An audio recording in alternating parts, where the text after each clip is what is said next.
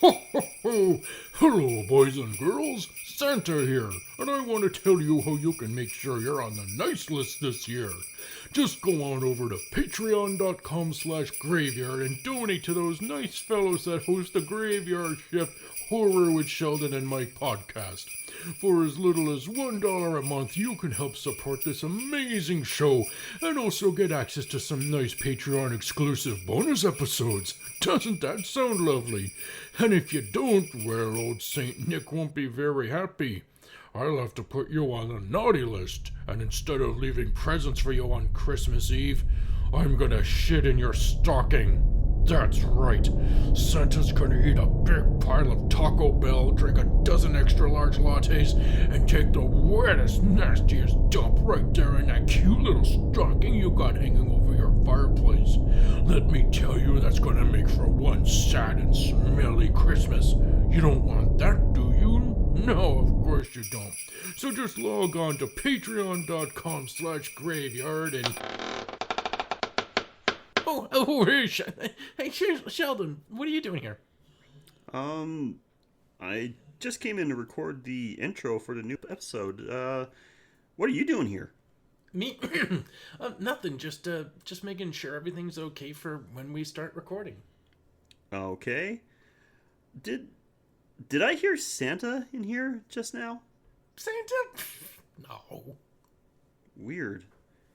Could have sworn I heard him say something about Patreon and poop.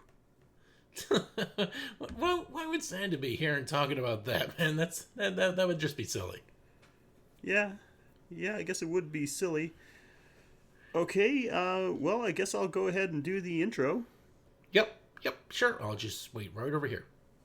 Okay, so let me get my notes. Okay, and here we go. Hello, horror heads, and Merry Christmassacre to you.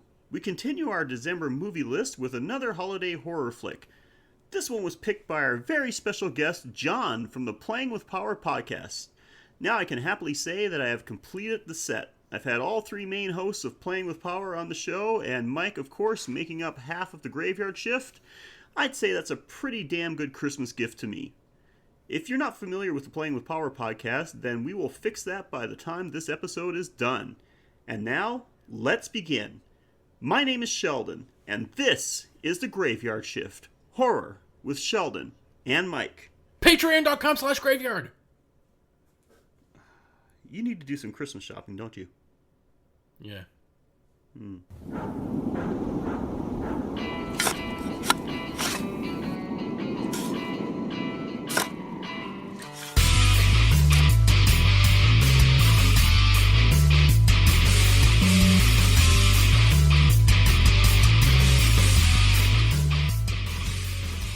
Welcome to Christmassacre Part 2. Our series of holiday horror films continues with a brand new entry. We are going to talk about some production details, the plot, what we liked, what we didn't like, plus anything else we think is fun or relevant. And yes, I said we. Please say hello to the guy that is so naughty he's on several people's nice lists, my co-host Mike. Hey, everybody. Ho, ho, ho. You sure are. And how are you doing this fine December day, sir?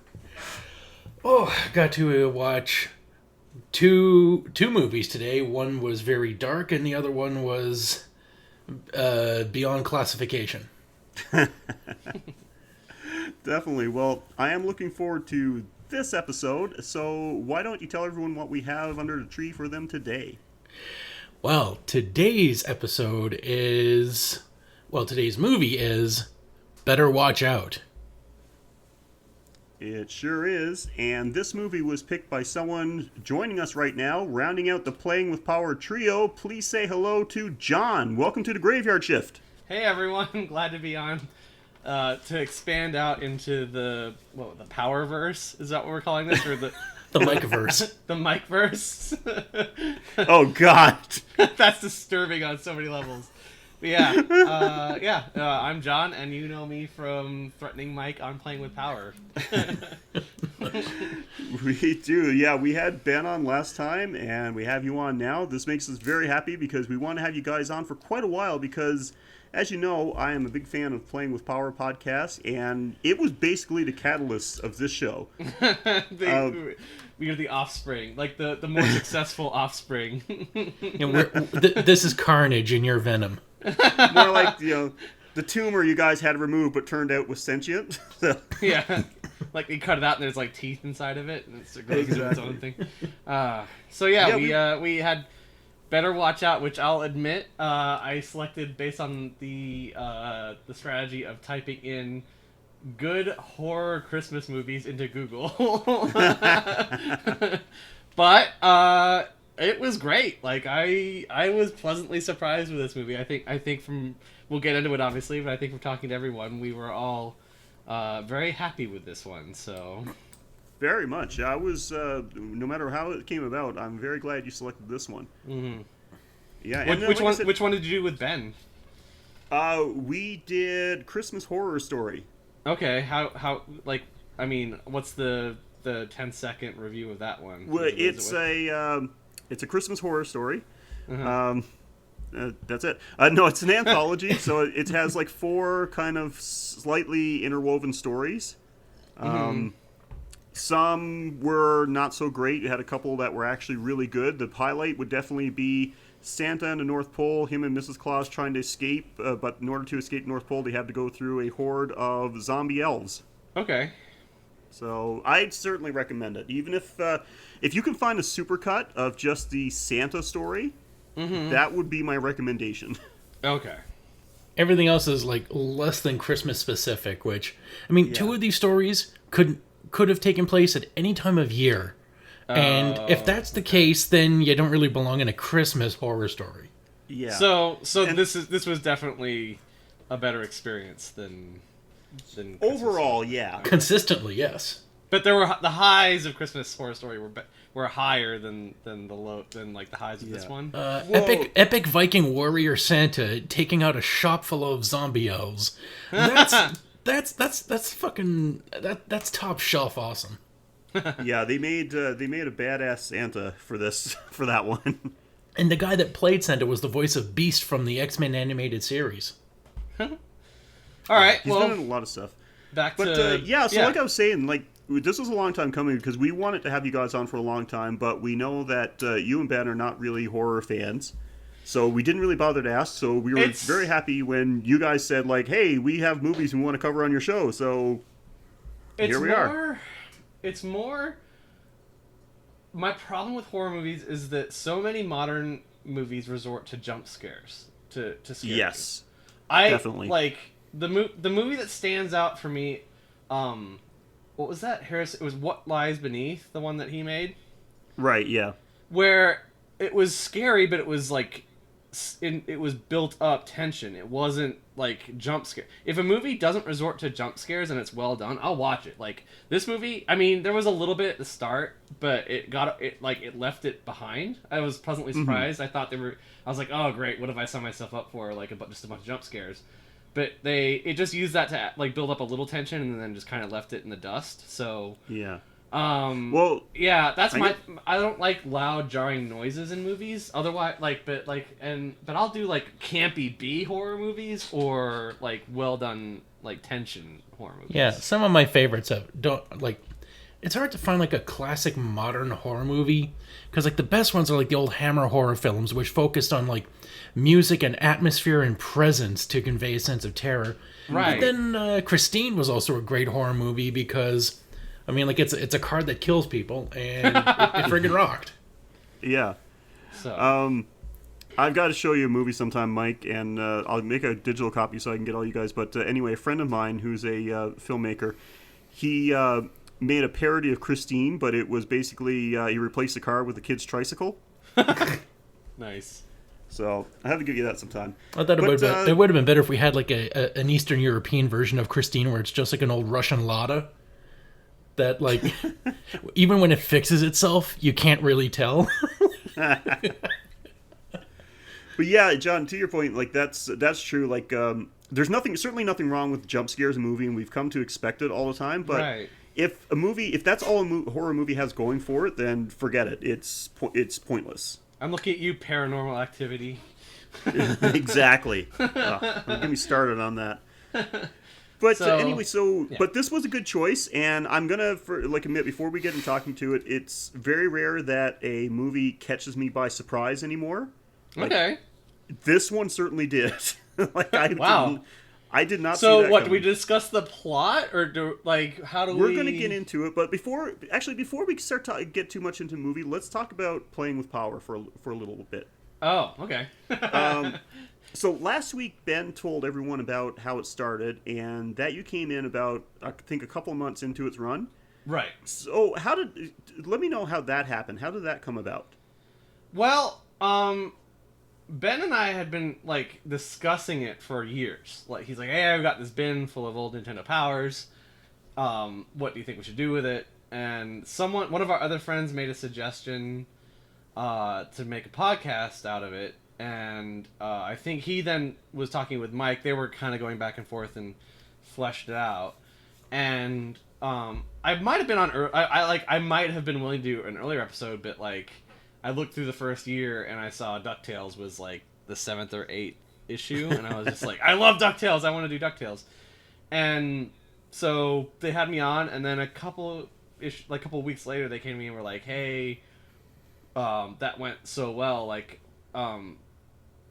We'd rather, if you'd be interested, would you like to, come on as sort of a more permanent co-host, because we think a trio of people doing this just flows a lot, because it's just a lot of content, and so when you've got more people, it really sort of fleshes it out. Plus, working through some of the issues, issues, not pun, but just working through some of the problems of. At first, they were recording the entire 2.5 hours as one podcast, and I was just like, "Oh my god, guys! That's a lot. It's a lot to sit and listen to." And I listen to podcasts all the time, so just fleshing things out and building the fan base, and it's been just a fun experience. I've really enjoyed it, and made good friends, strengthened my friendship with Ben, and also. Grown a hatred / friendship with Mike, which I kid about. Mike's a good guy. We love Mike, but of course he is. Yeah, I mean, I guess people responded well to your I'll call your brand of inappropriate humor. So yeah, that was kind of surprising, actually. I think he channeled the spirit of Reddit. Yeah, it was, and just Mike and I both are very quick to. Well, but I mean, come on. Both Ben and Mike certainly have no problem dabbling in inappropriate humor, and you're both, like you said, you and Mike are very quick. But you, sir, are the freaking master. Well, thank you. I guess that is sort of one of my strengths, so I appreciate that. If I've provided enjoyment for you on your listening, that makes me feel good, because it really is about. Honestly, for me, it's more about hanging out with a couple friends every week, and we're on this sort of tragic voyage through this through this tome of Nintendo history. So it's been tough at times. I'm not gonna lie. We've made some changes, thankfully. We now on more of a recording schedule instead of just an endless march through it, and that's helped a lot. But I didn't realize I was signing on for multiple years. I didn't do the math on how many.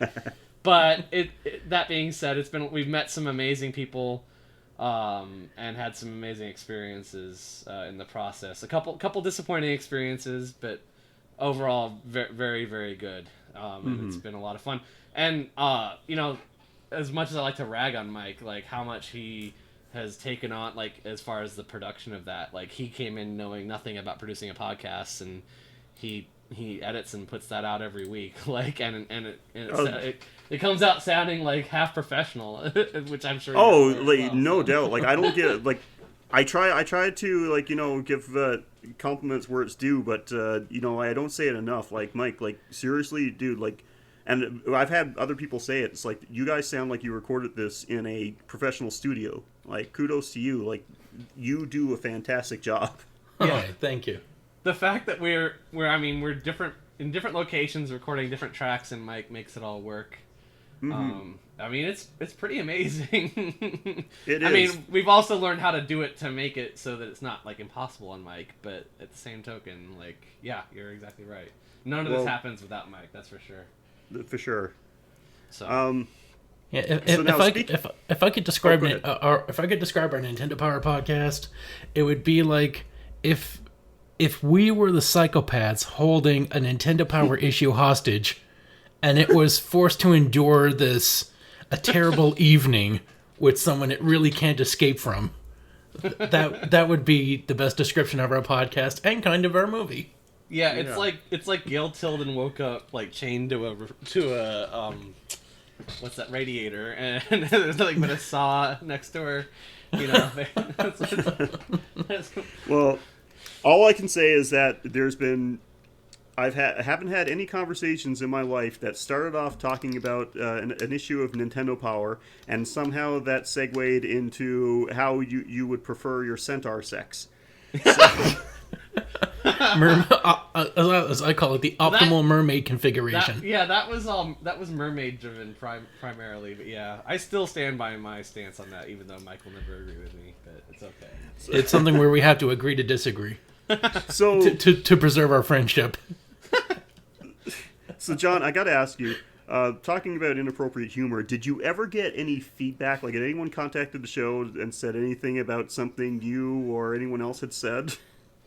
No. I mean, we do advertise it as a mature podcast, but we had one very notable guest that went and listened to more content after recording and pulled their interview. So that was rather troubling because we don't. I mean, look, it's meant to be fun. It's meant to be, and I'll admit, you know, there are some jokes that have crossed the line in an attempt. I mean, that's sort of the problem of comedy is that, like, in order to like make the humor, you have to kind of test the boundaries constantly. Right.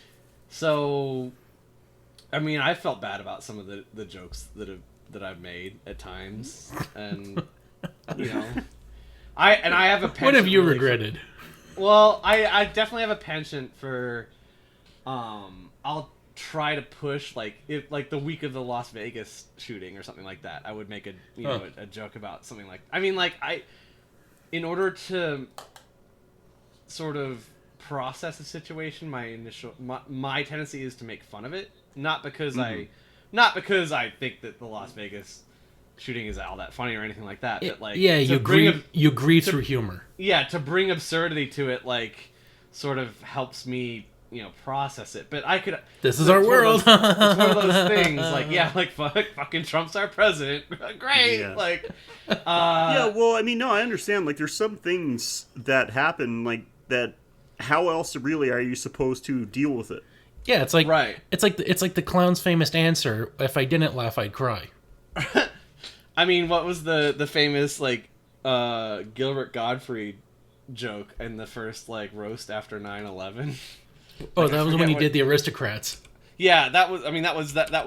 But he made some like really bad jokes. Like, I just flew into town and boy, I crashed or something like that. I mean, like, it was just like he was.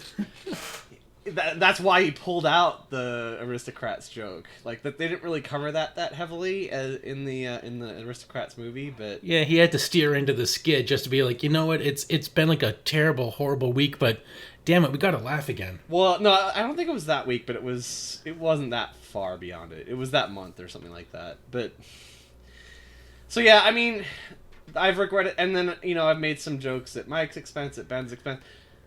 Like we've spent. I mean, so what, we're at like 150 episodes, right? Is about where we're at? We're at 70 issues. Or 75 issues. Right. So, I mean, some of them were singles at first, so maybe, okay, so... It's less than 130.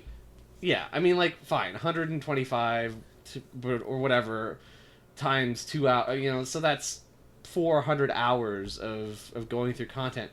There's stuff I regret. But, you know, overall, like, I'm happy with it. And the feedback we've got, like, with something that really, you know, the stuff that really resonated, you know, like talking to Retro Princess about how she was, like, in the shopping center, like, laughing to the podcast, and people are looking at her like she's nuts. Like I mean, stuff. Yeah. You need like help, that. love? No, I'm just listening to a podcast. I'm listening to guys talk about someone coming in a box. No, Check out my I've had my cum-box of life.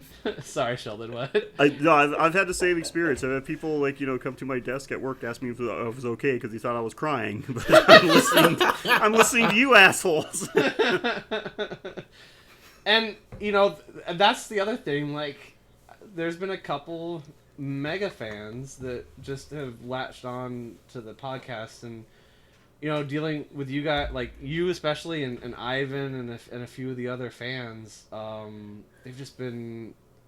I don't know, maybe it resonated with them, I don't know what, but like just the interactions with them has been almost the most rewarding thing out of anything, really. I mean, oh yeah, talking with our fans. Like I had one guy, like he like called me up on Messenger, and he was just like drunk and just talking. We talked for like 4 hours, and I was just like, well, like it turns out I really brighten up the day of this guy I've never met. And whenever he's feeling bummed or low, like I'm putting a smile on his face and getting him through the day, and I'm like, wow, I'm touching someone, and not like in the not allowed in 500 yards of a school zone way. Not in the Roy Moore technique, but yeah, like yeah. I mean, Ivan and I talk a couple once or twice a month, and I'm in like a fantasy football league with him. Like, I mean, it's just funny, like the sort of odd connections we make. But yeah, making friends. It's been an interesting adventure. I'll be honest, I'm getting to the point where I'm probably going to start winding down, but I think my plan is to more, I think I'm going to, if someone needs a night off, step in sort of thing, and or, I think my goal is going to be to do about 2 issues every year instead of all 12. So, I'm definitely still planning on being involved, but, like, pulling back, is my like, large plan there. Well, you're gonna have to give them plenty of time to. You're gonna have to give them plenty of time to prepare for your partial exit. Like, get them to make like a John sounding board or something like that. I'll make sure to fire up Green Day. Something unpredictable, but in the end, it's right. Just a soundboard of me saying like "cunt, shit, balls." The Tourette's board. Oh God, yeah.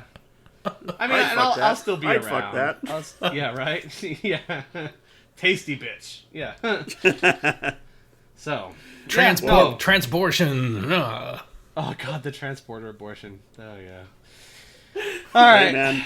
If Star Trek Voyager taught me anything, is that's possible. So. They just didn't take the dark path that we would. We'd be there's a way to avoid this mess, and it's the same method. You just got to do it a lot sooner. They kind of there was the episodes of Next Generation with Barclay, like the bitch crew member, who was was really weird, and so the hypochondriac guy. I think that was right. Yeah.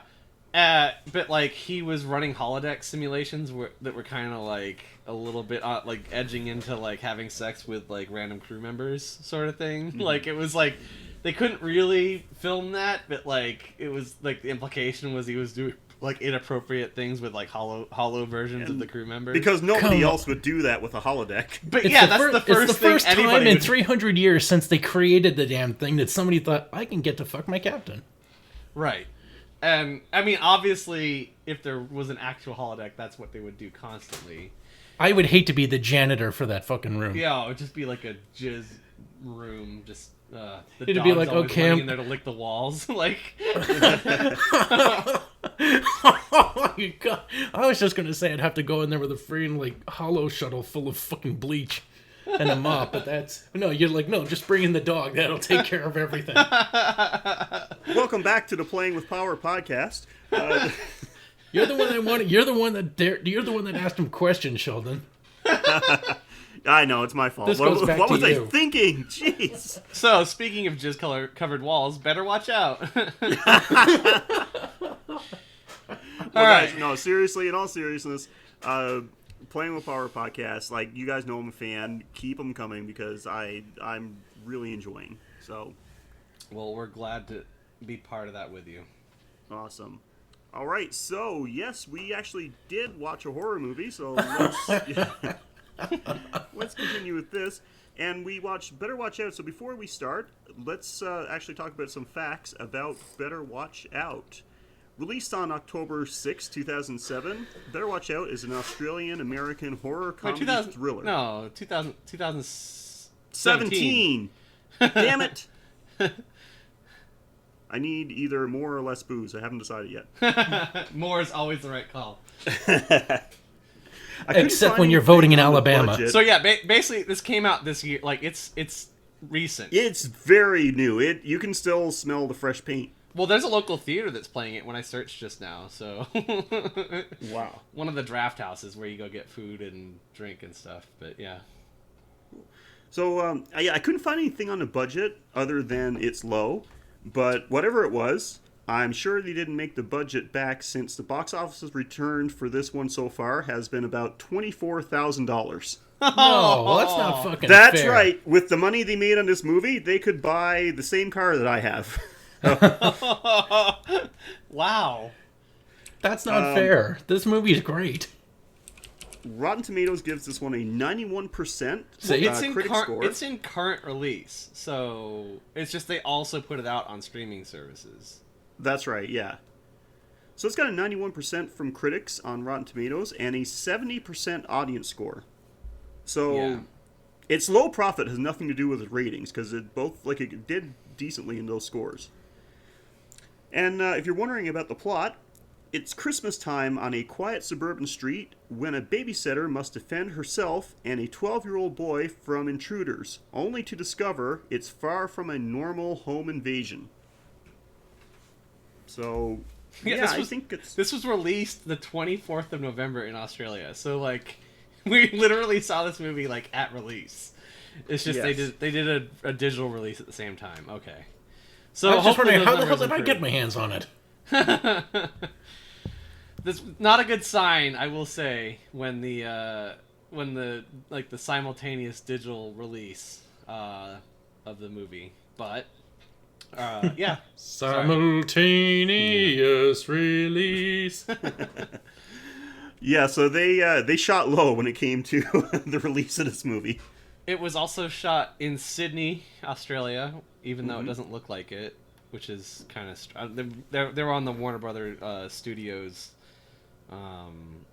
like movie lot in Sydney. So yeah.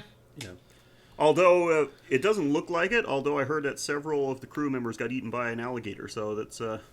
Yeah, a koala to the face, but yes. The drop pairs. That's what happens when you hire foreigners. They don't watch out for gators. Yeah. What else? What other facts do we have about this movie? Do we anything else? Well, apparently, now, I didn't actually write this down, but I just heard this somewhere, so I hope it's true, so I don't look like an idiot for saying this. We'll call this like hastily researched corner. Yeah. But apparently the two lead characters in this, and I'm not going to remember anybody's name in this, and I have the IMDb up, so let's see. Olivia de Jong is the main girl, and Levi Miller is the main guy. Yeah. Check both of them. Since you have IMDb up, were they both in the movie The Visit? Because I believe they played the brother and sister. She is Becca in The Visit, and I don't think he is.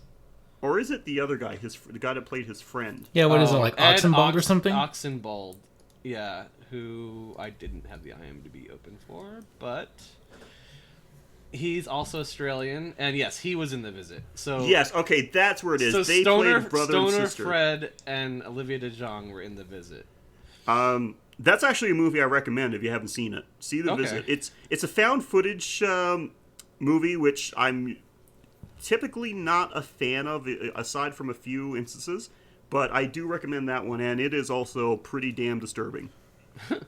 And Levi Miller, the lead, he plays a 13-year-old, though like he's easily 15 or 16. Is Pan from the movie Pan. So that was that big release, like live action Peter Pan movie. So Yeah, after seeing this movie, I can only imagine what the fuck happened to Captain Hook. because this kid fucked him up. Okay, well, so he was born September 30, 2002, so he is only 15. And this would have been recorded when he was 14, so he's playing 13. He looks older than that. I don't know. He does, yeah. I guess maybe it was more appropriate, I just felt that was one of my problems with the movie, was like they refer to him as a 13-year-old, and I'm like, you don't really look 13. Like, have you seen that movie Grandma's Boy? Yeah. So like the character JP or whatever, or not, yeah, the really like robot-y, like, weird kid they work with, that was supposed that was written, it was supposed to be like a 16 or 17-year-old like prodigy, but like that guy nailed the audition, so they used him, but like the lines are still in there where they're like, it's obvious that it's just not like a real good match for the sort of the dialogue in the movie. But right, okay. Anyway, yeah, so damn it, yeah. I'm gonna have to watch that movie again. And then let's see, we also had Patrick Warburton and Virginia Madsen are like, which, yeah, wow, Putty. I'm always gonna refer to him as Putty. yeah, and well, to me he's gonna be Brock and Gronk from The Emperor's New Groove. Yeah, that's what I always think of. Or The Tick. Yeah, I can see that too. Yeah, so he has some pretty iconic roles, that's for sure. But he was great. And Virginia Madsen, I always butcher her name. She was pretty funny as the mom too. Mm-hmm. I thought she did pretty good. She had some good lines. Oh yeah. Yeah, she's not. Neither of them are in the movie long. Like just the beginning and the start, or beginning and the end. I mean, so. Yeah, they weren't long, but any scene they're in, they were like the highlights of it. Right. So okay, so since we've already talked a little bit about it, let's get directly into the to the dirt of this. We'll start off with what we liked, and as always, we'll go to Mike. So, Mike, tell me, how were the credits in this movie? Well, I was going to say nothing, but you know me too well. The credits were fantastic. They had that great seasonal writing, great borders for the credits, which were like tinsel, garland, and guns. it looked like a Christmas sweater gone wrong. Or right, depending on how you Right. look at it. And it's just a great, nice little suburban scenery going on. It was a nice, warm opening to a movie that is about to take a turn, a very misleading turn. Well, what? So it pans into like a snowman, right? And then like it's two kids playing, and one like, kid executes it Scarface style. Yeah, and she the goes like, sister, and the girl calls him a fucker or something like that. yeah, the girl calls him a butt fucker. Yeah. And I'm like, wait a second, she's 8. Yeah, like it definitely like, it's like a little like a nice, calm cul-de-sac, suburban street, snow falling, and then like a butt fucking like snowman destroyer, like all. And the fact that it was a girl that said it, not like the boy. You think like, oh, the boys would be disgusting. No, this was the girl that said that to her own brother. It was also fun, like, so Mike and I were talking the whole time as he watched, like, through chat the whole time he was watching this, like, so I'm just sitting there, like, listening to Mike experience this entire movie, because I'd seen it a day or two before, so that was interesting, yeah. So yeah, anyway, you're right, it opens with the great credits, and, alright, sorry. Okay. Now, Mike, since I kind of gave you that one by default, did you have something else you want to add to your first like? When the two friends are hanging out, and the mom walks in just as the guy's telling his friend, "Man, listen, I sincerely hope you get some assistance from tech support." Yeah. Yeah, that was pretty quick. Okay, so yeah, since we're into it, so John, something very specific that you liked about this one that we hadn't already talked about. I mean, like, I guess we're gonna work our way through it. We're not doing chronologically through the movie here. No, whatever. I do, way 'cause you that's want. how Is my there notes something are. in particular that stood out? I thought it did a really good job of, like, so this movie really exists in two parts, right? So the first half of the movie or so is, babysitter comes over, kid is lusting after her, and they think someone's invading the house to murder them, and they're like they're really worried about like calling the cops and getting someone out there to help. But like there's early in the movie, like he says like, oh, let's have her. He's trying to hit on the babysitter that's playing someone 5 years older than him. He's like, oh, I'm gonna get her scared with a horror movie, and then like so like it subverts into like he'd been trying to use his friend to scare her so that she would like, I don't know, be worked up and into him. I don't really that logic didn't really. Yeah, it just like from what I got, just to kind of make her like to kind of play the hero card, kind of. Yeah, but like I just don't see how that like it works as a horror movie, but I don't see like logically how that would play out like in actual like if someone actually tried this. Yeah. I'm not sure how it was, until because the first thing I had on my list was that, and I mentioned this earlier, that it's not very often that a horror movie takes me by surprise these days. Like nothing. This one did. Like you mentioned, like the first half is pretty much a different movie than the second half, and so because I thought it was just going to be like the typical home invasion type movie, right? Just that, like it just like the only connection it has with Christmas is that it happens to be during Christmas. So, right. Like it's a Christmas movie, like Die Hard, like Die Hard's a Christmas movie. Yeah, it's like just like where Die Hard is an action movie with just happens to have like a Christmas skin wrapped around it. It's same thing with this one. But then, like, it totally flipped, and you discover what you're watching is a completely different movie than what you thought. Yeah. It's just that I didn't understand how that plan was going to happen either. Like, I'm not sure, like, how is this going to end? Like, what is the kid's because she even's like she even points it out that like, how was that going to make me want you or whatever? Like, yeah. And your parents are going to come home. Like, how the hell are you going to cover all this up? Right. So, like, when you think of it that way, it's only that when you realize he had other intentions at the end. And then it turns into a complete, like psychopathic abduction movie. It gets pretty fucking dark. Mm-hmm. Oh, man. And, he goes, like, half Macaulay Culkin, half Patrick Bateman. Like, he's just... yeah. Oh, especially when he starts like dancing in the middle, like he's just completely like detached from the situation while being at the center of it. Levi Miller is great in this. Like, yeah, this kid, I'm expecting great things. Yeah. For sure. Yeah, and so that's what I had on my list first. Is just that, like, kudos to you. Better watch out because you did catch me by surprise. All right, so yeah, I guess maybe. I liked that all of a sudden what I thought I was watching was something completely different, and then you're on for the ride at that point. Like, how is this going to play out? Mm-hmm. I mean, it does suffer from the parent. This whole thing takes place supposedly in like one night with the parents out at like a holiday party of their friends or whatever, and like all the stuff that plays out. There's no way that it could all have happened in one night. But the ride is still it works enough that like it's enjoyable. Like you're not sitting there angry about the plot holes or anything like that. Even it's one of those movies that even if you're not enjoying, you can't stop. You can't turn it off like until you see how it ends. Yes. Like you want to see how this plays out. Yeah. So all right. You got that going for it. Just beware if you start watching this movie, you're going to want to see it through the end. Our likes kind of blended there. That's probably going to happen a lot. Do you have another like, Mike? Well, when the parents are leaving and the wife, who was the wife again? Virginia Madsen.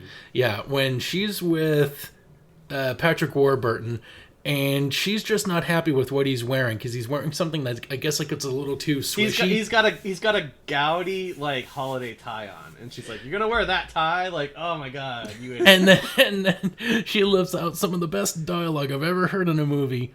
Are you sure you've never sucked another man's cock? not even in college, lost weekend, fishing trip. She's just listing all these places like, are you sure you never threw a blowjob in there? And he's just taking it all in stride like, I dress well. Well, he pulls a total dad move. Like she makes him take off the stupid holiday tie, and then boop! Oh, look, I got another stupid holiday tie ready to go. Like, and everybody's dad has done that. Perfect. Like that is a total dad move. Like absolutely. So. Yeah, that was just like a perfect little. It was a perfect little calm before the storm. This was just great. Like very reminiscent of Home Alone. If Kevin McAllister, it turns out that he only dreamed the first 2 movies, and now he decided to make it a reality. That was another thing. They did a lot of stuff where they pulled stuff from Home Alone to give it that feel, like the spider on the floor where you put it in the jar, and obviously the paint can. I don't know. We're obviously going to talk quite a bit about the paint can, but so like they're having an argument at the start of the movie, like, oh, the paint can would have totally like obliterated, the Joe Pesci, not Joe Pesci, Daniel Stern. Yeah, it would have obliterated Daniel Stern. Well, it got actually now gonna go Home Alone. It actually got both of them with the first movie. Oh, so Culkin got both with the paint can. Yep. Yeah, that is one part of Home Alone. Like Kevin McAllister definitely would have murdered. Oh my god. Daniel Stern and Joe Pesci. Like, that blowtorch scene, like, that would kill someone. Yeah. The old man would have come in with the shovel thing, and I'm going to go save the kid. Oh, my God, I got to save these robbers from the kid. Yeah. Oh, I like, they're pretty damn tenacious, because it's just, I know we're going off topic, talking about a completely different movie now, but, goddamn, I would have been, like, right off the bat, the first thing I would have been done. Like, see, the moment I grab, like, that doorknob, the glowing red doorknob, I'm like, okay, I guess I'm going home. Yeah, I guess we're going to rob another house now. I'm going to go hit a convenience store. Yeah. It's less defended than this place. It's like an understated part of the movie, but when Daniel Stern's walking up the tar stairs in the basement and a nail goes straight through his foot. For fuck's sake. Yeah, that is, oh my god. Let me tell you something. This is a horror movie in disguise. I'm telling you right now, I'm very well versed in horror movies. I've seen some of the goriest stuff out there. There's very few things I've seen in a horror movie that made me cringe as much as seeing Daniel Stern step on that nail. Because it just focused in it. All you see is just a nail, and you can even tell how it's done. It's not like it's just. He's just simply putting his foot, like, slightly in front of the nail. Right. That's it. But you feel it in your foot. You feel it. Yes. You watch it happen. It happens slowly. He puts his, slowly lowers his foot onto the nail. You can even hear it. I'm telling you. Yeah. Oh, yeah. That scene is brutal. Turn up the sound. Make sure you're in a quiet room. Turn up the sound. You can actually hear the... They took something from a butcher shop and shoved it around a nail. Yeah. It's brilliant. Yeah, that's like one of my favorite memes for like the last month. Someone had like, who would you take in a fight, the Predator or Kevin McAllister? And like one of the responses was like, how much time does Kevin have to prepare? Oh my God, Predator versus Home Alone. That would have been that would be a movie. I mean, if someone on YouTube can make that movie, it would be phenomenal. Like it would end with the what? All right, we've derailed him. All right, so, all right, what else did we like? Well, I'm gonna say Virginia Madsen, even though like once again like she's only in really 2 scenes in the whole movie, 5 minutes of the movie, pretty much. Yeah, it was good to see her because she's actually the star of one of my favorite horror movies from the '90s, which is Candyman. So I know of it. I don't think I've ever seen it. Oh, check it out, man! Tony Todd is like amazing in this. Have we lost Mike? Yeah, I was just interrupted, so I had to hit the mute on my mic. Okay, we didn't hear you for a bit, so sorry. So we got worried. Thought you died. Well, I mean, I can hope. Just kidding, of course. So anytime I see somebody like that, and especially someone that like you don't see in a whole lot of stuff, right? And so as soon as I saw her, I'm like, hey, couldn't remember her name. I think it's like in Candyman, she's called Helena or something like that. But yeah, as soon as I saw her, I'm like, oh, awesome, like from Candyman, and now I want to watch that movie. So damn. Yeah, and you start Kevin Baconing it. Exactly. But where do I know her from? She does a lot of character acting stuff on TV shows. Yeah. Things like that. So, I mean, she's just all over. Oh, Monk. She's like one of the assistants on Monk. That's where I like. Yeah. Oh, okay. You know, I'm not familiar with Monk, so I wouldn't know. But it's pretty good. It's Tony Shalhoub playing like a detective, but he's like absolutely obsessed with he's like obsessive compulsive about things. Just yeah. So it's well done. I mean, it's great. Tony Shalhoub is great in it more than anything. Like the only thing I remember about Monk, like probably the one episode I saw, was him like trying very hard not to actually touch anything. Yes. So yeah, I mean, it was just an incredibly because like it's very consistent in the character, and like you eventually find out his reasons for why he's so obsessive about certain things. So it's pretty cool after a while. Cool. All right, what else did we really like? Just that scene alone, since we've already talked about it a little bit, so let's go there. The paint can? The paint can scene. Okay. Because, like, I mean, it's pretty common. Like, you said it yourself, and I've heard lots of people say it, that, like, in Home Alone, the things that happened to those two robbers, like, they would be so fucked up. Right. Like, if anybody experienced the thing, and the paint can specifically, like, paint cans are fucking heavy. You get it at a good arc where it's got lots of momentum and hit you like square in the face. They would end up. Joe Pesci would have come out of that looking like Sloth from the Goonies. And I thought obviously they start out. Let's set it up for people, assuming people might not have seen it. They start the movie. He's arguing with his friend like, oh yeah, the paint can would totally obliterate, Joe Pesci, and then his friend's like, nah man, like it wouldn't. And so like it gets to a point in the movie where he has. So, they tie up the babysitter, Olivia DeJonge, and then they lure the boyfriend over. They lure the boyfriend, who's played by Alex Mishik, who's Bosnian originally, but was like trained in Scotland and England, and his accent is supposed to be American, and it slips at times, like it was really distracting. Yeah.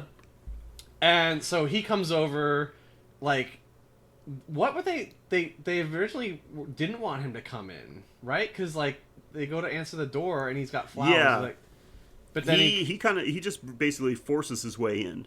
Which is not part of their plan, but then eventually they subdue him and, like, tie them both down. He initially kicks the 12-year-old's ass, but then the friend gets the drop on him with a shotgun, and then the kid hits him from behind with a bat to knock him out. Well, so okay, that's a giant plot flaw. He did text him, because it turns out no, that's fine. But, like, what... So his plan... I guess his original plan was just to tie her up and have his way with her or something like that? Yeah, well, because he... Jesus, and this is where the movie, like... everybody that hasn't seen this movie now is about to realize how fucking dark this movie gets. Right. These got her tied up, and the plan was they were going to roofie her. And she wouldn't... They were going to roofie her, and then yeah, spread that's right, because they got the bottle of, like, tequila and shit or whatever it was. Yeah, so that she wouldn't remember what happened, or anything she does remember would be like a fever dream. Right. And they were going to spread all kinds of bottles around and trash the place and say, hey, she's moving away. She's a senior. She's moving away. So she decided to have, like, one last party before. But so he forces his way in.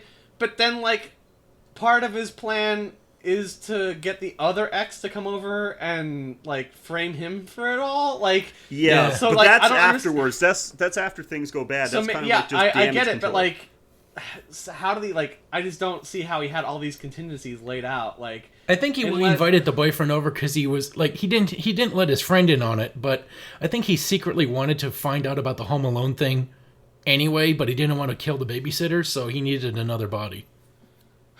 I don't know that, like, maybe he thought it afterwards, but I know at the beginning when the boyfriend first shows up, he was pretty adamant about keeping him out of the house. Well, he wasn't ready yet, but it turns out that he's the one that texted him on her phone. Well, by the way, that was a brilliant... That impressed me.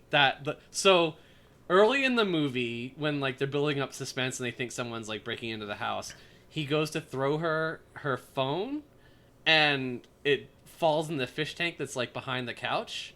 And what you don't see until later in the movie is that he'd slipped the phone into, like, a Ziploc baggie, and when he tossed it... Mm-hmm. So... it lands in the fish tank. She doesn't realize it's in a baggie. She thinks her phone's, like, toast and can't use it. But then later in the movie, when he wants to mess with people, he goes back to the fish tank, fishes out the phone, takes it out of the Ziploc baggie, and the phone's like perfectly fine, obviously. So that impressed me, like, because I was like, oh wow, that was really clever, like the way they executed that. Yeah. And it's to his credit, because this is definitely on my likes list, because you did mention it before, but about how great a job that Levi Miller did. But yeah, because he does. I want to elaborate a little bit on that, because man, what a fantastic job. He plays like, first of all, he was just playing it well as like this kid, like, because he's supposed to be 12 years old, but he's playing a kid that's trying to act older than he actually is. Right. Which he was doing a great job with that. But when the switch flipped and he goes into full-on psycho mode... Yeah, he thinks he's mature for his age, but when when things don't go according to plan, that's when the kid comes out. Yeah. But man, like, he played a creep really well. Right. Oh, like this guy who's like, Scarily I'm well. secretly in control, but then when he's not in control, he just flips the fuck out. Like when they're doing the truth and dare stuff, and he's like grabbing her boob and things like that. Yeah. It was really uncomfortable in a good way. That, my God, like, once again, you don't see anything, you just know what's happening, and I'm like, this made me feel more uncomfortable than most things I've ever seen in my life. Yeah. Just to know what's going on, and he was like, wow, that's nice. How was it for you? Or how did it feel for you? And she's like, it feels like I got filled up by a little boy, so kind of gross. Right. So, yeah, I mean, so, like, do we want to talk about some of the plot points that kind of... Yeah, we, like, everyone that listens to the show knows that we're not worried about spoilers, so... Well, right. I mean, are we at the point where we start talking? Is there any other likes that we want to go over before we start, like, getting into some of the things that irked us? Or Well, yeah, because of the twist, we should have to at least do a little spoiler premise on this movie. There's a home invader, and it turns out that it's just the kid's friend in disguise who fakes his death in an amazing way by using a tripwire. She realizes it because early in the movie, she's walking up the stairs and there's like a picture of the family at a ski trip, and the kid has like this like ski mask on with like little ears on it or whatever, and she realizes that the home invader has that same ski mask on, which I thought was really clever. And she's like storms out of the closet where they're hiding, is like, you fuck, like, whatever the friend's name is, Garrett. Yeah. She's like, Garrett, fucking Garrett, like, Yeah. when she realizes what's going on. And then when you just think, oh, it's just a prank gone wrong, she goes downstairs to call the parents, and the kid just slaps her across the face so fucking hard she falls down the stairs, KO. And even his friend's just like, dude, what the fuck? Yeah, because he was not... It's very clear that Garrett was in on this plan, but not fully in on it. He was in on the first scare. Everything else is just overtime. Right, and he becomes very distraught with all that's going down as the movie progresses, so... So the kid is behind everything, but in the suspense moment when she first thinks that there's a creeper with a shotgun coming in, like, they've got like great lines, like where the kid has disabled the internet, and they try to call 911, like the phone line has been jammed with a piece of paper in the line, which we only find out at the end. He puts tape over the phone line, because they very carefully have him go around the house and like undo all the stuff he done. So it shows that there's a piece of construction paper in the phone jack, right? So that it looks like the phone's perfectly plugged in and everything should be working, except it doesn't. And we only find out that's what he did at the end. But when the kid tries to get on the laptop to call, and she's just like, oh, we can't get a signal, all the other routers are locked. She just pulls like a complete Luddite move, and she's like, get it working, use your techno magic to make it work. And even Garrett's just like, what the fuck's that supposed to mean? Right. It's like, you know, we're not wizards. We need this shit to work in order to work it. Well, and there's also the problem of, so there's a lot of very carefully and most of it works, like, as far as like keeping the plot moving. So like they hear a crash upstairs, they run up and they realize it's a brick that says like, if you leave the house you die. that you find out later in the movie was like had a catapult set up outside that was aimed to like throw this brick through the window. Like so they had like a remote thing or whatever that they set off. Which is pretty cool. Like, I can't imagine, like, this I kid can't making a imagine them catapult knowing that without would- the dad not saying, like, hey there, sport, what are you doing? Oh, just building a catapult in my backyard. On top of Okay. like knowing that it's going to go through a second floor window accurately, like, Yeah. I mean that's pretty trippy. Yeah, that took yeah, so- testing. You know that he was, like, throwing watermelons or shit against the wall, and he's like, okay, now I gotta move it over an inch. And... Or maybe he built it like out in the forest and like you just measured the height of the window. You know, like there's ways you could have done it without like breaking like infinite amount of windows in your house testing it. But like Or just hitting the side of the wall and just like, oh, that's it. right. But still, like counting on that to work, but then there, like as Mike mentioned, so Garrett is like, fuck that, I'm not staying around to die, and like runs out into the backyard, And he gets sniped like a motherfucker. So they have it. Well, no, they make it look like he's been sniped. So what Yeah. they did was they set up a tripwire with a paintball gun, so it looked like. It made it sound like it was a silenced like sniper rifle or whatever. So he's And running you to the see backyard. red in the snow. He goes, "Psh!" And like all of a sudden he's like down and she's calling out for him. And obviously he's still on and scaring her at that point. But like that, like I was pretty sure, I felt like that was going to be sort of what was going on. So like that was my, something along those lines is my guess. But still, like the way they executed it was like top notch. Mm-hmm. So If only they used their genius for good. So one thing that never added up for me was early in the movie, there's they order a pizza. Well, they don't. The whole point is that they don't order a pizza, and like one shows up, and he's like, "Oh, my dad must have ordered it," which that's obviously not the case because he's like trying to scare her. But like, maybe he intentionally ordered one with mushrooms, which he hates, in order to like gain favor with her, like make her feel bad for him. Or just to make her think that it was suspicious, I think. Like just so that she'd be on edge. Yeah. Right. But then, like, his friend, like, we never see his friend leave because the friend is there when the babysitter shows up. Then when they get pizza, it's just them eating while watching a movie. And I'm like, what the fuck happened to his friend? I think the mom did they just both forget about it? I think there was a dialogue where the mom said go home or something like that. I forget. He did leave, yeah.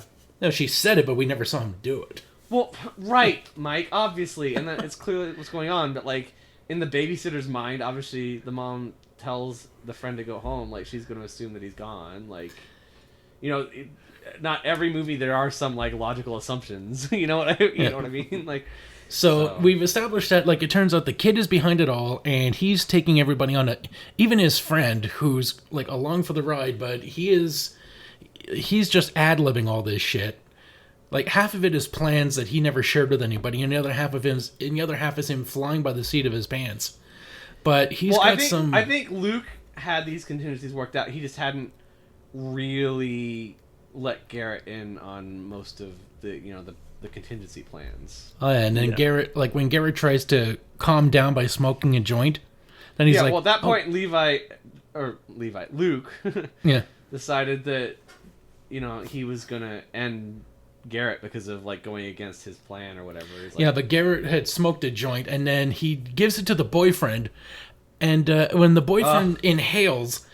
Earlier on, when Luke was fighting the boyfriend, he stabs him in the cheek with a pencil. Right. And then he eventually clocks him with a baseball bat, knocks him out. So when he makes the boyfriend smoke the joint, so that he's got weed in his system and he can blame him for it, we see the smoke coming out of the hole in his cheek. And so, that is a major like for me. Right, that so was I guess great. his original plan would have been to frame the boyfriend somehow. Because why else would you have him smoke weed? Well, because Garrett smoked weed, so they had to explain why that smell would be in the house. Okay. But like so many creepy moments, like when the kid is got the babysitter tied up and he's putting lipstick on her duct tape. I thought that was funny. But yeah, so I don't think we really explained it. But eventually. Ricky is tied up in a chair, and he's like, "Oh, I'm gonna test the Home Alone paint can thing now. Like, we're gonna get an answer." And first we see a paint can go by his head. Well, I thought I legitimately thought that he was gonna screw it up and hit Garrett by mistake. Because Garrett's like just standing there, like 2 or 3 feet away from fucking Ricky, as he's like hurling this paint can from the floor above down to towards Ricky, who's tied up. The babysitter breaks her bonds, grabs the gun on the kitchen table, aims it at the kid like, "Don't you drop that fucking bucket on him." And he's like, or she goes, "Put it down," or something like that. He's like, I'll put it down.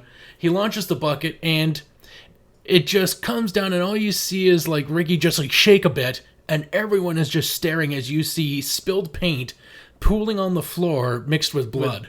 Like that was so like it. They didn't obviously have the budget to like really like show like a caved in face or anything, but it worked so much better because they didn't though. Like it was so much more traumatizing. It was an effective scene, like despite that, yeah, for sure. Like I think if they'd had a bit more budget to do it to sort of fake it a bit, it wouldn't have been as good because like basically they're just all just shocked at like how horrifying like what this paint can had done to his face. And we never see it. Not even like afterwards. They never show it. Yeah, like he's basically just completely caved in his head. So yeah. And then he even makes a joke with his friend. Like Luke makes a joke to Garrett. They say he looks like a hot dog. Yeah, because Garrett's got paint and blood on him. So he says he looks like a hot dog. And that's what kind of confused me because Mike was. Anyway, whatever. It's fine. Yeah. So absolutely. The only thing that I wanted to add, a very small thing about what I liked about this, and this was just a moment that. They mentioned, like, a few times it comes up in the movie, her ex, Jeremy. Yeah.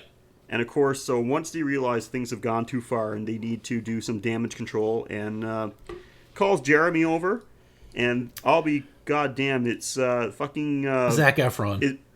It's not as Zac Efron. It looks like Zac Efron. It's Billy from Stranger Things Season 2. Huh.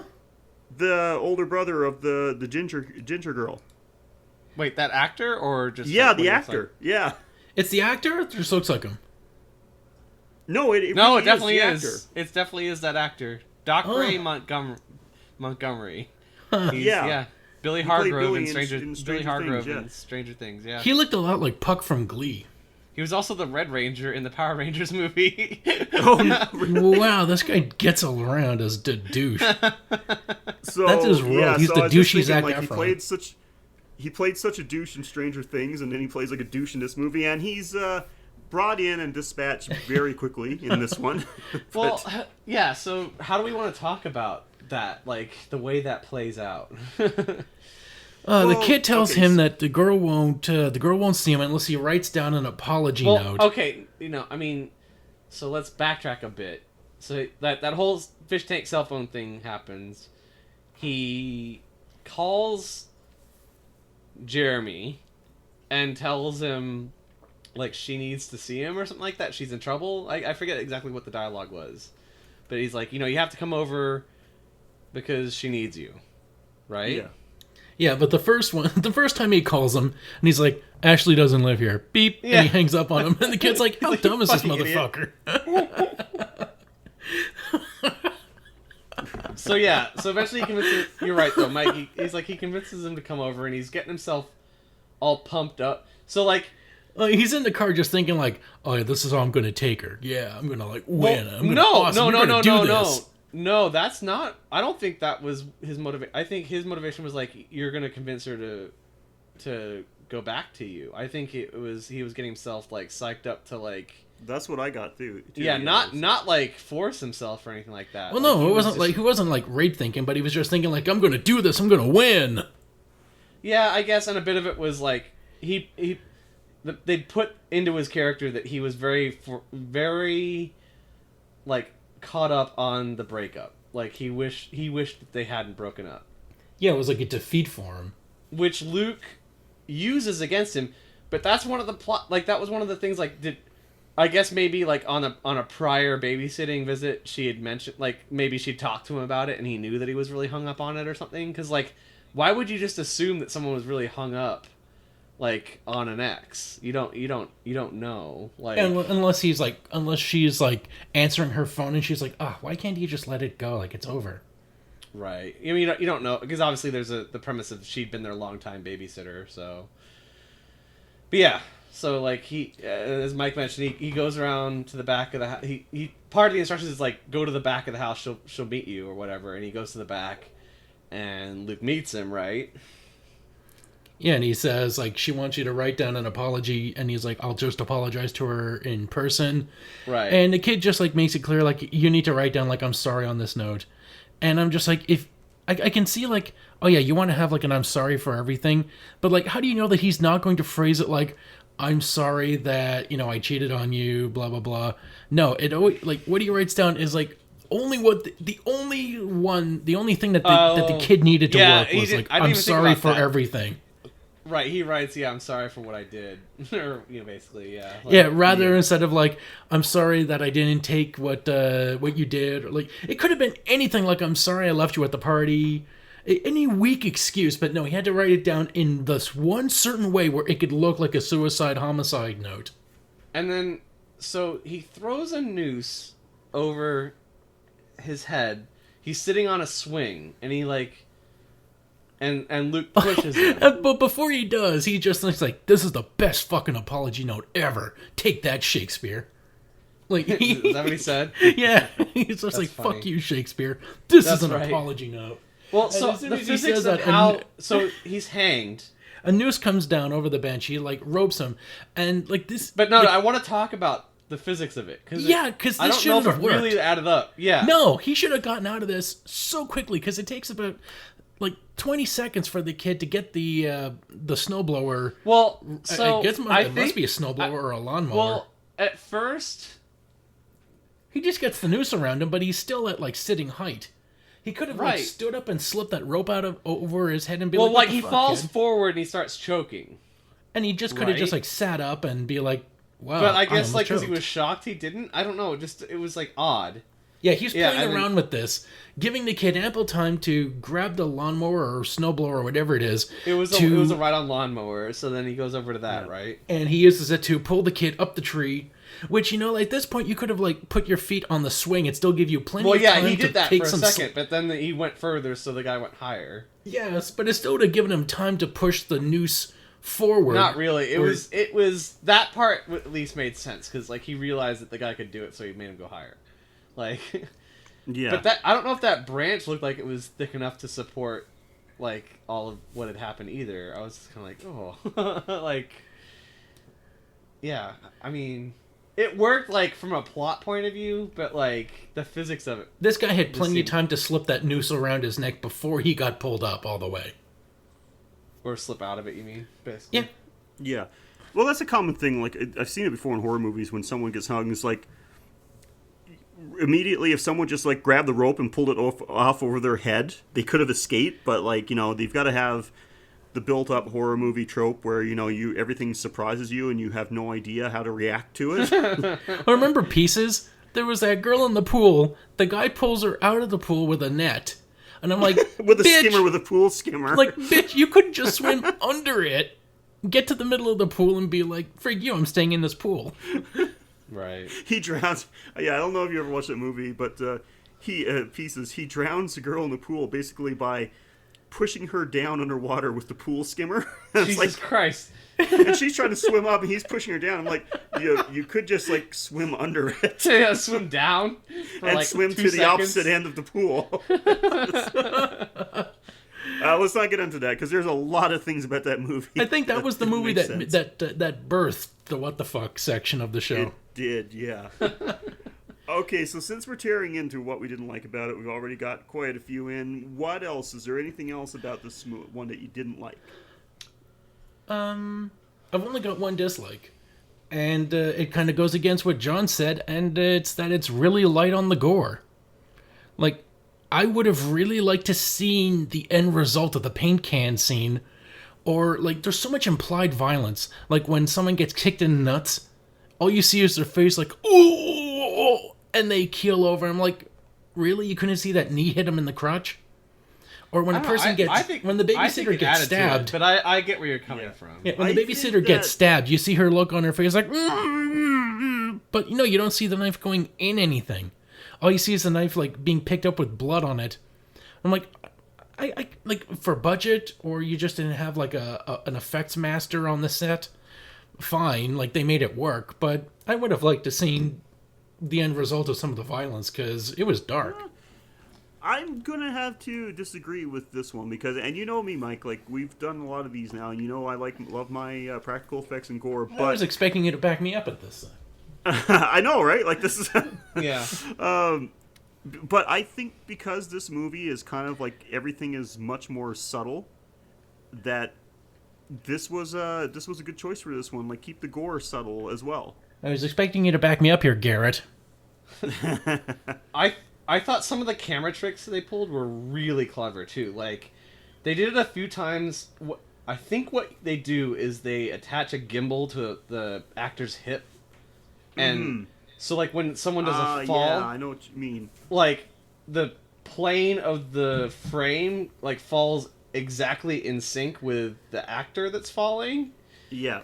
And it's very like disarming as a viewer, but like in a good way. So like it gives it an effect that the character, the actor is staying still, but the room is moving. yes, Yeah, it So was a good effect. they used that a few times, and while we were kind of thrashing some of the plot points, as you're watching it, it happens so like rapid fire that like everything like there's a lot of you watch sort of horror movies in sort of this spectrum of of horror movies, and like just things don't work, but like watching this, it never at any point feels like this movie just isn't working. Like No. It does move quickly. Well, one of the things is like the movie itself is like they didn't dilly dally around. Like it is a fast paced movie. Like not action filled, but like when I say fast paced, is that it is compressed. Like the movie is not long. yes, So- an hour and a half. It's basically 90 minutes. Exactly. Which, Mike, how many times have I said it, man? That for when it comes to any type of horror movie, that is the sweet spot right there. 90 minutes. Yeah, because if there'd been another acting or like another sort of scenario to play out, it just would have been The parents come home, and now he's got to deal with the parents, and then he's going to cash in on their life insurance, and that would have taken it into overtime. Like I'm going to eliminate my whole fucking family. Every person I know is now a memory Well, by the time obviously midnight comes. the big reveal at the end is the paramedics. The parents get home. He realizes so early. He's cleaned up everything. Like early in the movie, the mom mentions to the babysitter, Ashley, he's been like night walking, or what is it called? He's been sleepwalking, so you put a Sleepwalking, pencil on the that's it. door and make sure he stays in this room. Put a pencil on the door handle, and he goes to close the door, realizes that he can't I don't know why he wouldn't have practiced that to know that he couldn't do it, Yeah. but It seemed like something like as clever as this kid is, as much as he can plan and not only plan things out but also think on the fly. This is one of the things that caused him to stumble. Was trying to balance a pencil on his doorknob. Because although he is a criminal genius, he's not as smart as he thinks he is. Well, there's no way to do that, by the way. Yeah. Like, he wouldn't have been... But so then, effectively he has to go into, another room, out on the balcony, in the cold, and in through his window to position the pencil so it looks like he's been in his room the entire time this whole thing is going down. Which is funny, because the mom just runs up to the room and, opens it up right... I mean, maybe she would have been oh, the pencil wasn't there, down, later on, and said something, though. So, I mean, it was a smart attention to detail, but, the way it played out didn't seem that critical, but the parents get home while he's, on the balcony at the front of the house, above the entrance. But, so yeah, he's in his room, and the parents get home, they see Paint Can Boy, I'm assuming first, with, Garrett, he gets double tapped, shotgunned by Luke. Yeah, that's the line I sent to John. I'm like, oh fuck, he double tapped the hot dog, and John's like, what? Yeah. And then, he had slit Ashley's throat. Did he with a though? I knife. thought he stabbed her in the side. Oh, He you see is stabbed a her in the big. neck. You see a big pool of blood. Yeah, and a bloody knife, which again proves me right. Like, could we not have seen does where not he prove you stabbed? right. That Could does we not not have seen prove where you- he stabbed her? That does not prove you right. You kind of did. You didn't see. This thing is with that scene, what he did is he stabbed her in the neck, like straight down. You didn't see the knife go in. You just hear it, and she she doesn't scream because she's gagged, but she reacts to being stabbed. Right. But then you see you don't see what he did. Like I thought first he slit her throat, but then you see him pull the knife out, like he just did, in the neck and then out. Yeah, I disagree with you, Mike. I think. I mean, yes, there are some movies where the over the top gore is great. I will completely agree, but the way this movie was consistently done, I think that was fine. Yeah. But they imply that she's been stabbed deeply somewhere because a huge pool of blood starts gathering on the floor. But it turns out when Garrett was trying to undo her rope, she kept some of the tape. Right. Somehow So how was she able to do that while tied up? Well, she pretended that she was tied up. Remember? Yeah, but that was before when she was on the chair. This is when she's tied up with the Christmas lights. I don't know. Some it's not because the movie is really from the point of view of Luke. We don't get to what see if she done. shimmied her arm loose or anything. She's done something where she was able to quickly stop the bleeding with some of the tape that she saved. Sheldon, you sound like a handy guy. Have you ever used duct tape as a quick band-aid? Actually, I actually did. I patched up a friend's hand once when he got a really nasty cut when we were taking him to the hospital. Yeah, it works. It works as He was in a garage. He was doing some metal work, and he was actually cutting a piece, some scrap metal, cutting apart some scrap metal. And when he cut a piece, it kind of I guess because it was under pressure, folded, it popped. Oh God. And gazed him right across the top of the hand, and he was bleeding pretty bad. And the only thing that was right there, he had he covered it with his shirt, but I grabbed a piece of duct tape and just kind of pulled the skin tight and pulled it over, and we took him to the hospital. Yeah, I can imagine it would work if you could get from her. I'd imagine she's bleeding so much. How would you be able to stop the bleeding enough to apply? Well, I mean, even if you duct keep from a wound like that knife went pretty deep into her neck. Yeah, it's the entire length of the blade. Even if you keep the blood from coming out of the wound, It you're would still still- bleeding Internal. internally. Right, and where he stabbed her, based on how much quickly he pulled, he'd hit a vein or a major vein. Or Oh artery, yeah, that was a lot of blood loss. So, I mean, obviously they were taking some cinematic liberty there, but Yeah. So the paramedics come storming in, and they're like, "Oh, this one's still alive," and so the kid looks like he's not sure who it is, and he looks out the window and he sees her being wheeled into the ambulance, and she flips him off. You're fucked, kid, basically. I'm telling on you. So, and then they have a little, credit scene where he's like, "Hey, Mom, can we go visit her in the hospital? I want to see how she's doing." I'm worried about Ashley. Can we go visit her in the hospital? Which is while she's at in that surgery. point too, even before we got to that point, when she's she looks up, she's conscious enough to lock eyes with him and flip him off. I've been it was Luke. It was Luke. Luke did all of this. That's why I thought don't it was just go a neck quietly slit. away to the hospital. I'm going to tell everybody in 24 hours. That's why I thought it was a neck slit, though, because she couldn't talk. Maybe. Well, I mean, it was, if not a slit, at least it's a puncture, so maybe she couldn't talk. You're right. That's a good point. As soon as they give me a piece of pad and paper, I'm writing your fucking name. Yeah. Oh, you want to find out how Luke's doing? That's nice of you. Anything. Grab a paramedic and point, get his attention, and mime writing something making down. stabbing motion. If he did, the paramedic would be, "Don't worry, the kid's fine," and then put it and give her the gas. God. Yeah. It'll be like one of these cliche horror movies where she thinks she's safe. She's driving away, and all of a sudden the ambulance driver looks back, and it's Luke driving. I would watch a movie where he infiltrates the hospital Doogie Howser style and murders her and during her recovery. He just kills the doctor, puts on his scrubs. "Don't worry, I'm the attending surgeon." You look a little young. Oh. Well, they were Thank desperate. They did call me rather early tonight. Yeah, I don't. But yeah, I mean, we're kind of, I think we're nitpicking a little bit. We've kind of gone a different style tonight, and I'm going to blame that on John because Yeah, that's how I do. That's how I roll. It's like that's what he does. Just comes in and just like bashes the crap out of everything. That's why he's on the Playing with Power podcast.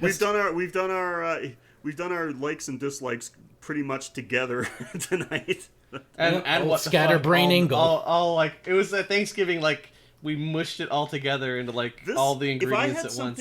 Yeah, if I had something for the what the fuck, like I put it in my likes category, but if I had a what the fuck, it's a good what the fuck because, like I said, it was the big twist like halfway through the movie where you think, I'm convinced, this is like a generic home invasion story, just has a Christmas decal over it. Even the cover of the movie sort of implies that she's defending the house. Like they didn't give anything away, and then all of a sudden, like, no, it's something completely different. And it's about a couple of psychotic 12-year-olds that are also a bit rapey. So yeah, my what the fuck was just all caps. How did he think this was going to end? Like all throughout the whole thing, you're just like, your parents will come home eventually. Unless you murder everyone here, how are you going to explain all this? Oh, turns out I'm going to just murder everyone here. He really, I think his original plan wasn't to murder Garrett. I think he wanted Garrett in on it. But that's Garrett had to grow a fucking conscience.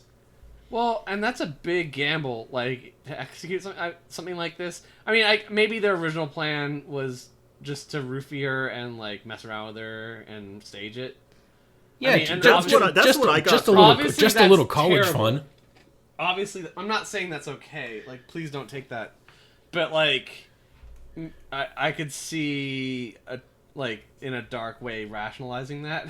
Like, it's not like we're killing anybody. Cool. I guess it's just a little rape. I mean, come on.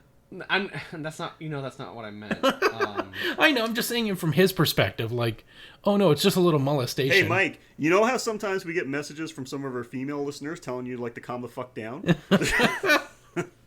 Yeah, but I'm just trying to see how was their way, like what was their ideal version of events of the evening? I think that like what he said he wanted to do was the original plans that because I mean he had like the whatever the drug is, the roofie drug.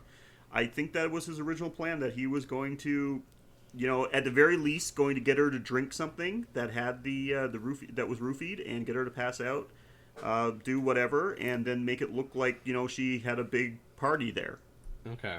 I don't think any killing was intended, but once he realized that he knew a way to get away with it, he was totally going to do that. Yeah,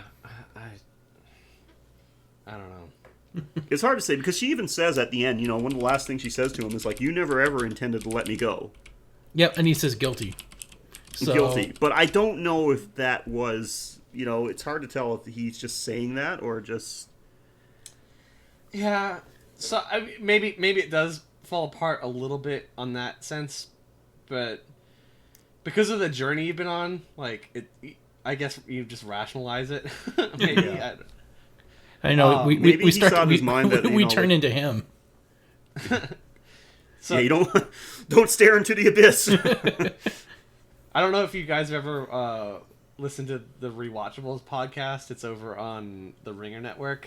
Their premise is like, there's the movies that every time it's on cable, you're stopping like and watching half of it just because it's so just like, they've done Speed and Point Break and like Clueless and just a bunch of movies from the 90s and early 2000s, and they have some fun categories as well, like does Danny Trejo make this movie better? Danny Trejo makes every movie better, and that's sort of the point. But like, what role would he be best? Is the answer ever no? I don't think they've ever. No, I don't think. I'm pretty sure. Maybe Clueless. I think they said no. USA, we gotta go to the mall. There's some cute boys there.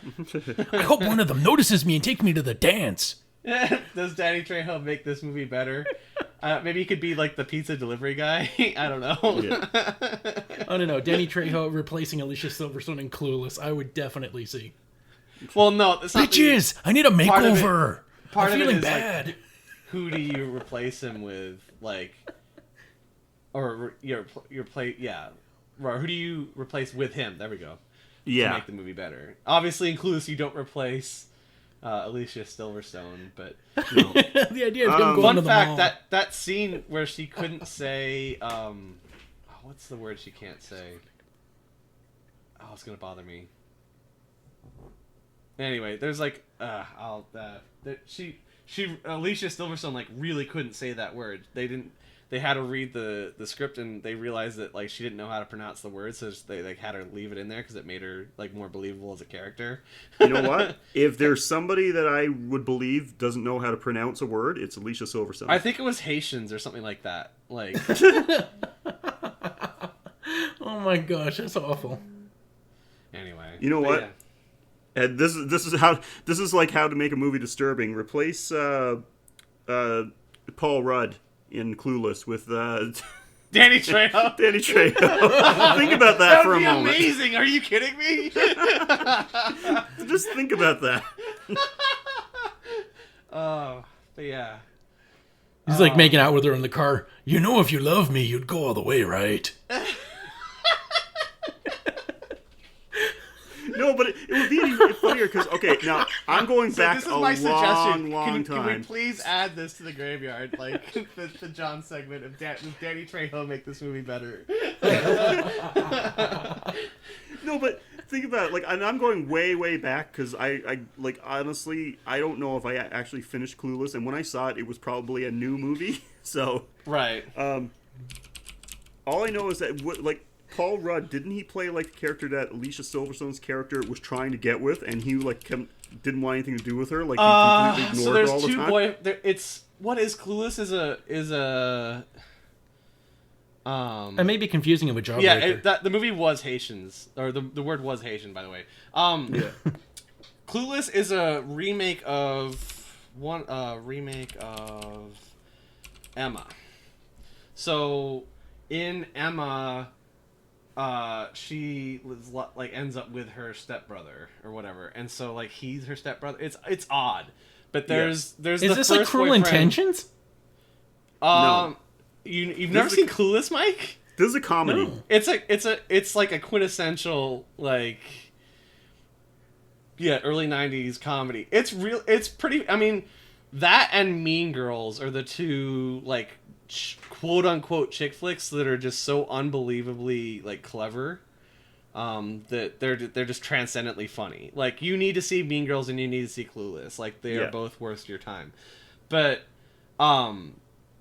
so yeah, they stuck true to the even because it was written in the 1800s where like that wasn't so frowned upon. So, but there's a character early in the movie that she's lusting after, and he's gay, and she doesn't realize it. She keeps like I think from what I remember, she keeps thinking like he's really like deep and Right. intelligent, and that's why like he's not falling for her. But it's like he's just not into girls. Right. So she's But just like, imagine, that's Yeah. what I'm saying. Just replace like Paul Rudd's character. It was played by Paul Rudd, and just replace him with Danny Trejo. Yeah. Think about that for a moment. So, I guess I know what my present for Christmas will be. A Yeah. DVD of Clueless. It'll be in the No, get him a discount. VHS of Clueless. He's the one fucker I know that would have a VHS player. Yeah. Do you own a VHS player, Mike? Yep, and it's already hooked up to the TV. Oh, Christ. It's not by my I'm gonna design, admit, though. I had a VHS player until like 3 years ago. It Yeah, finally that's- died on me. That's acceptable. Like, I would say... I don't remember the last time I had a functioning VHS. It was I had a DVD VHS combo Oh, it was the combo. Yeah, the transition that I bought ones, in yeah. like 2001. Right. Because I was like, I do have a lot of movies, like especially old horror movies, on VHS, so I want to... So, yeah, anyway, it's toast, and sometime I should go to a pawn shop or a secondhand store and try to find a working VCR so I can actually watch those movies when I want. But as for now, they're just shelf decorations. Yeah. But yeah, that whole process of getting anything converted is just a nightmare. My sister had a bunch of dance tapes and stuff that my dad went through like he paid a shit ton, and I mean, it's cool, but yeah. Yeah. If you got somebody who can do it as a favor for you or something, but yeah. Thank God. Well, I'm sure that you just can get a capture card and do it yourself. I'm sure there's like a Chinese like service. You just like send them your tapes and they convert it for you. that'd be worth it, I guess. But yeah, thank God for DVDs and being able to rip them directly, right? Mm-hmm. Yeah. So. Speaking of which, we should send John a copy of Hollow's End. Oh no, I didn't keep my version. I still got mine.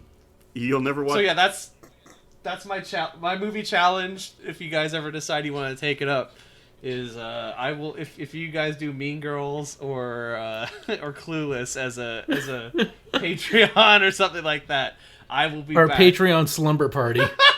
Oh God. I would do either. I would prefer Mean Girls. I think Mean Girls is the funnier of the two movies, but I would do either just to enjoy Mike having to watch that. Just. I'm up for it. Yeah, let's make it a Patreon goal sometime. This is a Patreon episode. Yeah, if you fuckers donate enough, I will be back and we will tear up Mean Girls in an epic graveyard fashion. So. Well, I was holding on to my money, but as soon as he called me a fucker, that's when I realized I had to support the show. I realized I like this guy's style. He called me a fucker. There's a man that speaks his mind. I like that. I think we made it to the end of Better Watch Out. As someone that doesn't like horror movies, I still think this is a good 8 out of 10. Absolutely. Well, on Rotten Tomatoes, like I said, the critics gave it a 9. It's getting it like and then like what IMDb, it's like a 6.6. Yeah, well, those guys are fuckers. 7. Yeah. No, like critics on Rotten Tomatoes, it got a 91 critic score. It got a 70 audience score, so I'll give it a solid 80. I'll meet in the middle. Yeah, that's weird. Apparently, critics like this more. I think it's one of those ones where like I could see people being a little bit like they upset that it like twisted on them. Mm-hmm. But I think it's one of those like if you're used to watching a fair bit of movies, like it's a refreshing twist. If that makes any sense. I think that actually makes sense. Like that there's a disparity between the critics liking it and the general audiences not being so hot on it. Because I could see like maybe someone stumbling on this like just wanting a horror movie and not realizing that there's sort of an interesting component to this. I don't know. Maybe that makes a little sense to me. No, I liked it. To me, honestly, that's like the selling point of this movie after watching it. Right. It's like I would tell people, you got to watch this movie because there's a plot twist right in the middle you never see coming, and it goes from what you think you got the movie all mapped out, and then it just kicks you square in the ass. I don't know if I would say there's a plot twist coming. I would just be like, it's a horror movie that just it's not what you're going to expect. Yeah. Yeah. You don't realize what's coming. It's not gory. It's not like, I mean, it's a little vulgar. It's a little, but like it doesn't leave you feeling. It's not like you've seen a Saw movie or a Hostel movie or anything like that. Yeah. Like.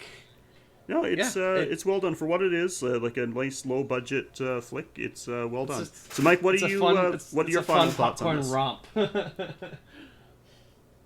Mike, what are you? My final thoughts. It is very watchable and highly recommended. I'd give it like an 8.5 or a 9. Like it fired. It succeeded in everything it tried to do. Right. And I liked it. It was great. And so that is all our movie coverage, but we're not done quite yet because, Mike, I think you've got a little segment for us. Oh, you mean my kill of the week? It's got quite some selection. Like, do we go for the paint can to the face, like the Home Alone homage? Do we go for it's not going to be the hanging scene because I had problems with that. Like, if I could get out of it, it's not that impressive of a kill, so it's not going to make the cut. But it has to be paint can. Yeah, it's got to be the paint can. Like it couldn't go to Garrett getting double tapped by his friend. And so it can't be the babysitter because she doesn't die. Yeah.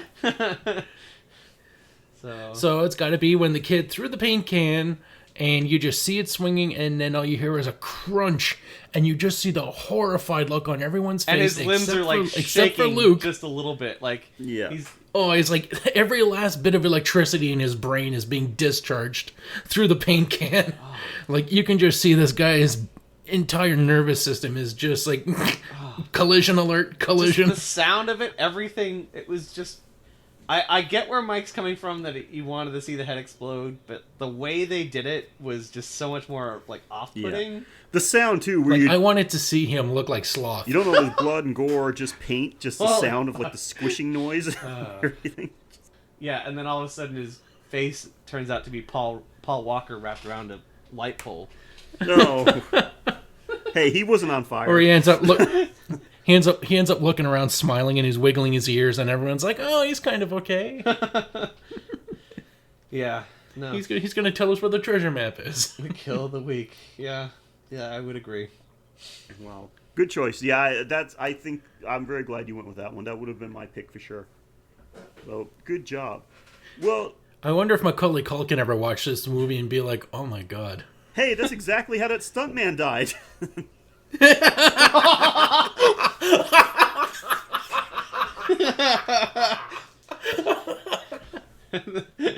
Wow. Oh, memories. I wish they'd killed Trump in Home Alone too. That would have been better for the country. Just he walks into the hotel and just out of nowhere a paint can hits him. That's how Ivanka will do it. Just like paint can on the second floor. He's just like, just the way I always wanted to die, covered in yellow. Oh, Oh Jesus! He puts out his tiny hands to try to stop it. the horror! It's huge. That's fucking Kennedy, not Trump. But Ivanka's a little dumb. She might get confused and just like instead of a paint can, just put like a paintbrush on there or something. No, that'd be Melania. Melania would just... Oh my god. Oh well. Okay, That must have been a real fun Thanksgiving. John, thank you so much again for joining us, and this has been a long time coming. So glad you finally agreed to us. It was a pleasure. I'm glad I did it. And you guys, thank you for listening. That is our coverage of Better Watch Out, but we're not If done. you're still around. If you haven't totally given up on us by this point, we want to hear from you. You got any questions, comments? Want somewhere to send that petition to keep John from ever coming back on the show? You got a few options. First, Yeah, that'll be another Patreon option. The no John guarantee. Keep people from calling me fucker. Well, you guys, you got a few options. You can do it the old-fashioned way. You can email us at graveyardshiftpod@gmail.com. You can follow us on Twitter at GYS_horrorpod. And, of course, you can get us on Facebook at facebook.com/thegraveyardshiftpod. And we've mentioned it a few times already, but if you'd like to make a donation to help keep the show running, you can do so at www.patreon.com/graveyard.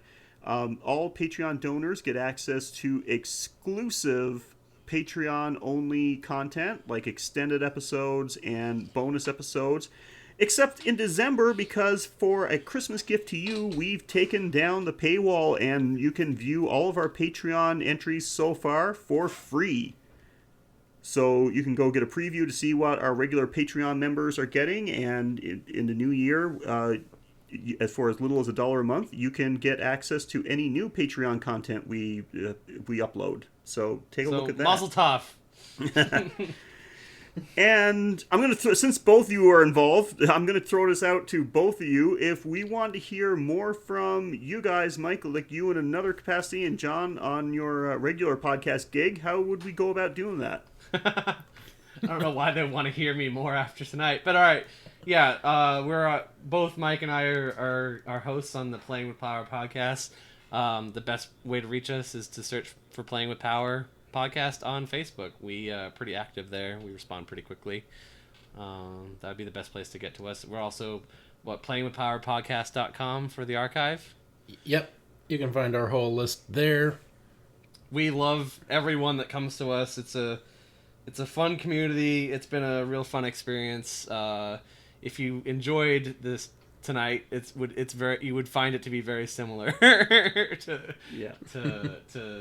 this experience. I would say. Replace a horror movie with an issue of Playing with Power, or sorry, Nintendo Power magazine, and and add a box full of cum, and there you are. Awesome. And you can also, another way to find the episodes of, if you want to listen to Playing with Power, we actually share them on our Twitter and Facebook page as the episodes are released. So you can check out our social media, and you can also get hooked up there. Yep. So thanks again, John. Mike, always a pleasure, my friend. You do us a great service here. So, Thank you. guys, I hope you enjoyed Christmassacre Part 2. Please come back next week to join us for Part 3, where we're going to have returning guest Robin on. You've asked for it, and we delivered, and we're going to be covering another Christmas horror movie. Until then, I'm Sheldon. And I'm Mike. And thank you for joining us on The Graveyard Shift.